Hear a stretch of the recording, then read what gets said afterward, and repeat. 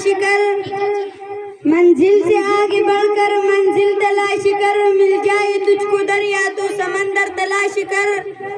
ہر شیشہ ٹوٹ جاتا ہے پتھر کے چوٹ سے، ہر شیشہ ٹوٹ جاتا ہے پتھر کے چوٹ سے، پتھر سے ٹوٹ جائے وہ شیشہ تلاش کر۔ جناب صدر، معزز اساتذہ کرام اور میرے عزیز ساتھیوں، السلام علیکم۔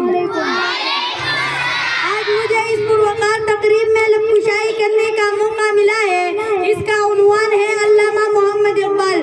صدر علی وقار، اللہ تعالیٰ جب کسی قوم پر احسان کرتا ہے تو اقبال جیسا مرد قلندر عظیم مفکر اور مصور عطا کرتا ہے۔ اقبال جیسے ہستے مائع ہزاروں سال بعد پیدا کرتی ہے۔ علامہ محمد اقبال 9 نومبر 1877 کو سیالکوٹ میں پیدا ہوئے۔ اس روز علامہ محمد اقبال نے نہیں بلکہ ایک ایسی شخصیت کے جنم لیا جو آج بھی ایک عظیم کردار کی حیثیت سے زندہ ہے۔ ہزاروں سال نرگس اپنی بھی نوری پہ روتی ہے، ہزاروں سال نرگس اپنی بھی نوری پہ روتی ہے، بڑی مشکل سے ہوتا ہے چمن کی دیدور پیدا۔ صدر ذی وقار علامہ محمد اقبال نے جس دور میں آگ کی کولی، وہ مسلمان کی بدحالی کا دور تھا، جو کبھی جاہو عظمت کے اعلیٰ عہدوں پر فائز تھے، غیر ملکیوں کی بربریت کا شکار ہو کر ظلم و ستم کی گہرائیوں میں گر چکی تھی۔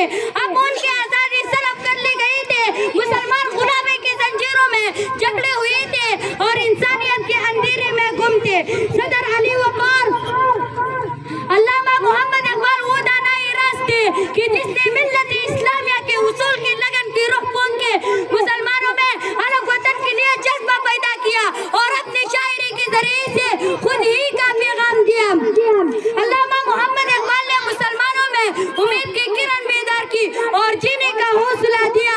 خود ہی کو کر بلند اتنا کہ ہر تقدیر سے پہلے، خود ہی کو کر بلند اتنا کہ ہر تقدیر سے پہلے، خدا بندے سے خود مجھے بتا تیری رضا کیا ہے۔ جناب